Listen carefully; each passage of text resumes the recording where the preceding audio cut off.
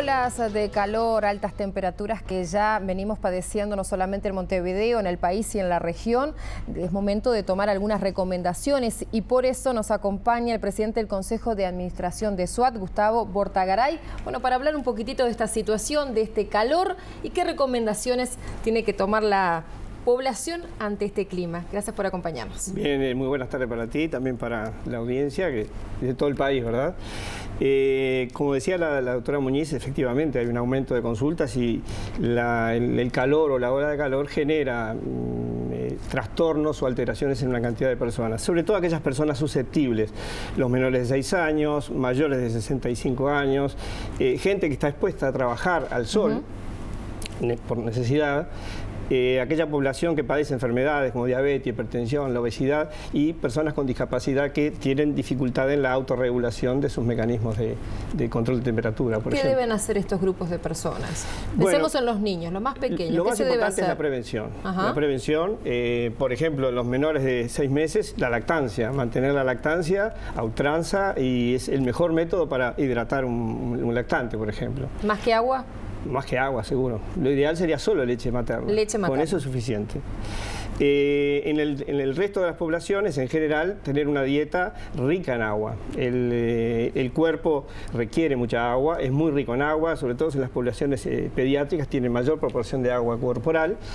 Por lo tanto, brindar agua a través de los alimentos, como verduras, las frutas, y bueno, en niños más grandes, el agua potable. Y tener mucho cuidado en la fuente de agua, porque a veces, tratando de corregir una situación, se entra en otro problema, que puede ser la contaminación por el agua. Así que usted decía hidratarse, alimentos ricos en agua, por ejemplo, comidas más suaves, más vegetales, no tanto calorías. Exactamente.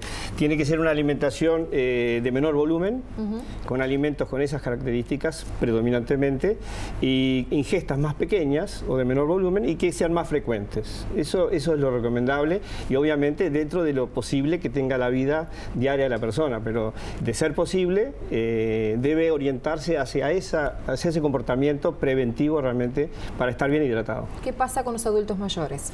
Los adultos mayores son una población que tiene riesgo por sí mismo porque, entre otras cosas, los mecanismos de control de temperatura, que es un mecanismo de control encefálico, no está 100% ajustado o puede tener problemas y a su vez puede tener una menor sensación de sed.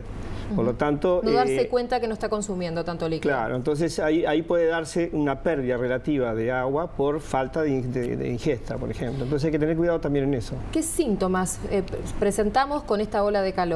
¿Nos sentimos mal? ¿Nos baja la presión? ¿Deshidratación? ¿Qué otras posibles síntomas a la hora de acercarnos a un centro de salud, a una emergencia? Bien, debemos diferenciar entre lo que sería el estrés por calor, digamos, el disconfort que el calor genera. Eso es natural en una cantidad de personas. Hay personas que toleran mejor que otras la situación.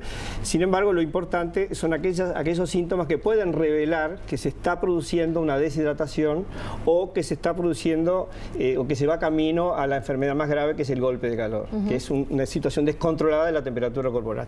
Los síntomas más comunes son dolor de cabeza, cefalea intensa, pueden aparecer vómitos, pueden aparecer también síntomas de desorientación, sobre todo que tenga que ver con lo cognitivo, es decir, personas que no tienen un comportamiento habitual. También pueden aparecer calambres, se describen muy bien los calambres como un síntoma previo al golpe de calor. ¿Qué pasa con la exposición al sol? Usted decía, hay gente que tiene por cuestiones laborales que estar al aire libre, pero ¿qué debemos hacer, sobre todo teniendo en cuenta que es verano, la playa, los turistas, las vacaciones? Ahí tenemos un conflicto de intereses con los consejos médicos, porque van un poco en contra del esparcimiento que la gente entiende que debe darse. Sin embargo, yo hago hincapié en que debe tenerse mucho cuidado y ser muy precavido con esto. La exposición al sol, especialmente al sol y evidentemente al calor, en horarios que van entre las 11 de la mañana y quizás hasta las 18 horas, como recomienda el Ministerio de Salud Pública, para una persona que está paseando, que está de vacaciones, es totalmente lógico sugerirle que lo evite. Y si lo hace, lo haga con precaución. Llevar ropa clara, ligera, predominantemente de algodón. ubicarse en lugares con sombra, donde corra aire. Eso disminuye la exposición. La última pregunta. Sí. Perdón. Sí, claro. Me gustaría hacer hincapié en el tema del ejercicio. Ajá. Es un horario donde está, del punto de vista médico, desaconsejado completamente realizar ejercicio físico. De las 10 a 17 horas. Sí, de las 11 a las 18. 11 y 18. Porque la exposición al sol de ola de calor y asociado con ejercicio físico es el camino más directo a sufrir un golpe de calor. Es una situación grave. La última pregunta, y no menor el tema, ¿qué pasa con el uso de los aires acondicionados? Refrigeramos a veces mucho nuestras casas o lugares de trabajo y después sentimos el golpe o el cambio de temperatura. ¿Qué se recomienda? Bien, eso es un concepto importante, porque a veces uno por reacción se va para el otro lado y genera situaciones o enfermedades secundarias a lo que se pretende combatir, que es el disconfort del calor. El aire acondicionado está demostrado que en épocas de calor, con que esté regulado a 24 grados es suficiente. También depende de la temperatura exterior. Hay quienes aconsejan que sea entre 5 o 6 grados inferior, se puede llegar a un máximo de 12 grados por debajo de la temperatura ambiente.